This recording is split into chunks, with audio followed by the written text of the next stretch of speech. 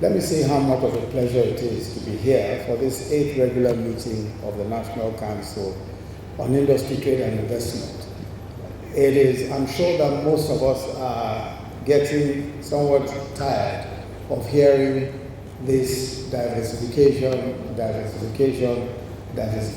fact, I was listening one day to an important private sector operator who complained that he had been hearing this diversification theme for the last 40 years. So the issue is, how do we get it done? What do we need to do to get things done? And I'm sure that most of us agree that in our country, we are not short of plans, we are not short of policies, we are not short of great ideas. The issue always is how to get things done. So the question for us always, and I'm sure that the question for you here at this special meeting, will be how exactly do we get this diversification done. I'll just cut through a few of the policy issues that underpin our own, the federal government's diversification efforts. I'm sure that most of us agree that monetary policy is crucial in practically all of what we'll be doing. Flexible exchange rate policy is a policy that everyone thought was important, and we've finally been able to get a flexible exchange rate policy in place. The implication of that, of course, we're already seeing, and of course, as we perfect the operation of that policy, I'm sure we'll be able to see even greater benefits of the policy. Already, on account of our relatively weak currency, it is cheaper, of course, to export agricultural products. And I'm sure that many are already hearing about what's happening in the farms, in the farming areas in the north, where people are coming from North Africa, coming to come and buy our produce because, of course, of the weak currency. Now, a lot of that exchange is informal, but it does point to the potential that it is possible for us not only to produce enough, but to export sufficiently. And if we formalize that process, as already mentioned, the Nigerian Industrial Revolution Plan, I'm not going to go into all of that. But I think it's important to point out that global competitiveness is critical. We simply have to be competitive. The former president has already told us, Baba Osinbajo has already pointed out to us that crucial is trading more, producing more, and trading more. We simply need to increase productivity, not just in farming, not just in our farms, but also in manufacturing. But in order to increase productivity, of course, there are so many issues that we need to address. We need to reduce transaction costs, the cost of doing business in Nigeria. And of course, we need to simply focus more on made in Nigeria. Buying, producing in Nigeria, buying from Nigeria, eating Nigerian food. But I think that one of the critical issues in becoming more competitive is infrastructure. And this has also been pointed out. We simply have to do a lot more in terms of improving our infrastructure. And the 2016 budget and also the 2017 budget, which is about ready, focus on investment in infrastructure. Infrastructure in power, for example, we're doing a lot more in the area of power. I'm sure that many of us probably followed that in February 2016, we were producing 5,000 megawatts of power, which is the highest ever in the history of the country. But with the vandalization of the Forcados terminal and 4 other export terminals, we found ourselves down to almost 2,500 megawatts of power. That is gradually ramping up again. But substantial investment in the power sector will certainly be a key in improving our productivity as we go forward. And we're doing quite a bit in that area. Of course, many are probably familiar with some of the efforts being made in improving transmission. There are about 8 or 9 critical transmission projects which we expect to be completed by the first quarter of 2017, and these will substantially increase our general output. We're also looking at being able to supply gas to several now idle thermal plants. These thermal plants have been idle, of course, because we simply don't have enough gas. But with a lot of what is going on now, especially with trying to get gas from some of the sources that hitherto have been lying idle, we think that we'll be able to do far more, and that our 7,000 megahertz target is achievable. Of course, a lot of this depends on peace in the Niger Delta. A lot will depend on whether or not we're able to ensure that vandalization stops in the Niger Delta of both oil and gas facilities. The liquidity issue in the value chain, for those who are familiar with the power sector, of course you know that there are problems generally with the whole issue of substantially compensating generation, transmission and distribution. At the moment, a lot of debt is owed across the entire value chain, and that is preventing further investments in that sector. There are all sorts of issues around it, and we won't have enough time to talk about it. But we're working very closely with the central bank to try and improve liquidity in that whole value chain, just so that we're able to ensure that it remains a viable business and more investments, private investments, can come into the sector.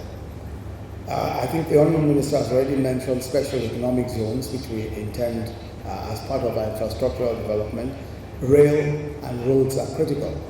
Rail in the current budget and the 2017 budget will be putting substantial resources, of course, into the building of the standard gauge rail from Lagos to Kano and the Lagos to Calabar rail. The Lagos to Kano single gauge, the narrow gauge rail, is already being concessioned to General Electric, and we're looking at a substantial investment close to $2 billion in that particular narrow gauge rail. The whole idea, of course, is to be able to produce what is possibly the most commercially viable means of transporting goods from one point to the other. Of course, these rail projects start from the seaport all the way to the hinterland, and it's absolutely important that we're able to complete some of these projects as quickly as possible. But we think that in the interim, the Lagos-Kano narrow gauge, which will be concessioned, and the concessionaire will provide the rolling stock, the signages, and all of the other services necessary to run that rail service. We think we'll be able to provide a viable alternative to transporting heavy goods and services by road. Of course, there are several industrial policies. I'm sure you'll be looking at many of them as we go along. But there are complaints about some of the tariffs and all that, and we're addressing so many of them. Of course, I'm sure many, especially those in the pharmaceutical sector, there's a complaint about the classification of certain finished goods. So there are certain finished pharmaceutical products that have only a 5% tariff. So it makes it easier to import finished pharmaceutical products than to produce them locally. Now that's a wrong classification, and that wrong classification has led to this paradox. So what we're trying to do, of course, is to change the classification and redress some of these problems. So we're working very closely, and the Honourable Minister for Industry, Trade and Investment and his team are working very closely on this issue of tariffs and looking at how we can use the tariff structures to incentivize local production and, as much as possible, discourage imports of those things that we can produce locally.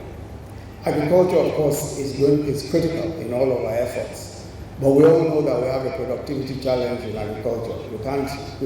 We're not even at the moment meeting domestic food requirements, and that is on account of the fact that we have an input system and a farming model that are largely inefficient. We don't have enough seeds, especially improved seedlings. We have an efficient system of distribution of fertilizers, irrigation problems, etc. But despite that, this season we're for most of the farming areas, there's a bumper harvest. But there is so much more that we can do, so much more that can be done. And that's why we're looking at improving all of the entire value chain. Of course, our inability to export at levels required for market success is another drawback in agriculture.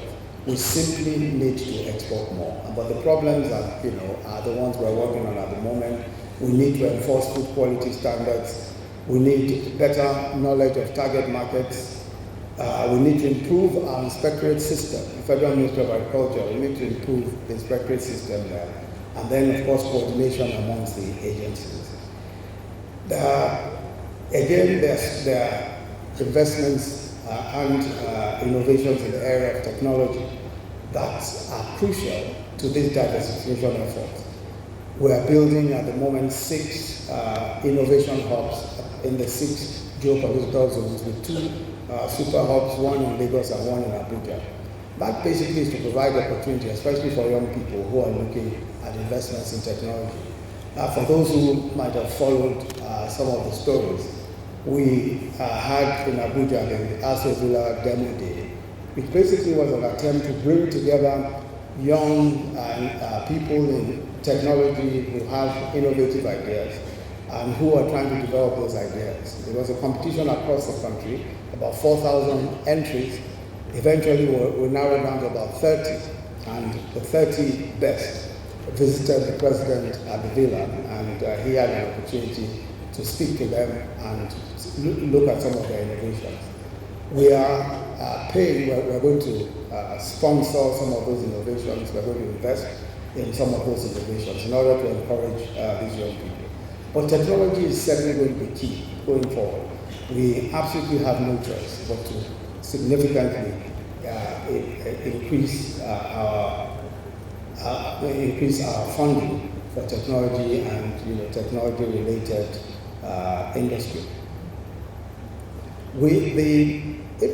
When you look at what we can invest, when you look at the entire budget, and our budget this last year was a little over 6 trillion.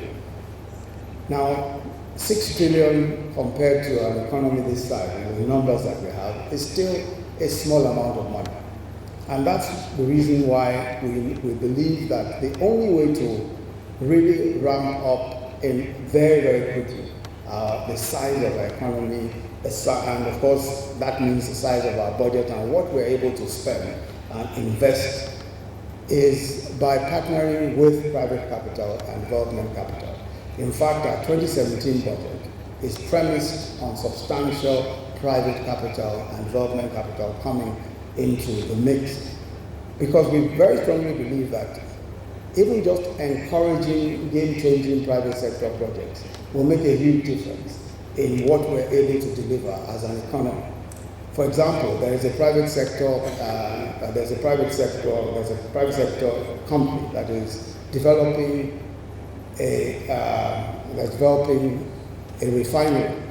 The refinery will be able to produce will be able to refine 650,000 other petroleum products locally. We'll be saving 30% of what we are spending currently from our foreign exchange reserves. So clearly, just encouraging private sector participation alone will dramatically increase what it is that we are able to deliver overall as an economy. I just leave it there. I'm sure there are so many issues that you'll be looking at. There will be a lot of talk on ease of doing business. I'm sure that already you are familiar with the fact that we have the president just inaugurated a commission on ease of doing business. And that commission is going to work very closely with the state governments, because of course the state governments will be the major participants in engaging the private sector. Most of the land approvals, building approvals, and several other approvals for doing business will come from the states. So the major challenge for us will be how the federal government and the states can work together to make business easier for those who would want to invest in this country. And I think that for a change, we need to really focus our attention on making it easier to do business, both locally and for those who will be investing from other parts of the world. So finally, I'd like to just commend all of the participants at this 8th meeting of the National Council of Industry, Trade and Investment for undertaking this important national discourse on how to diversify the Nigerian economy away from dependence on oil. I certainly look forward to the conclusions of the conversations we'll be having and the important recommendations that you'll produce. It is therefore my special pleasure and privilege to declare open the 8th regular meeting of the National Council on Industry, Trade and Investment. Thank you very much.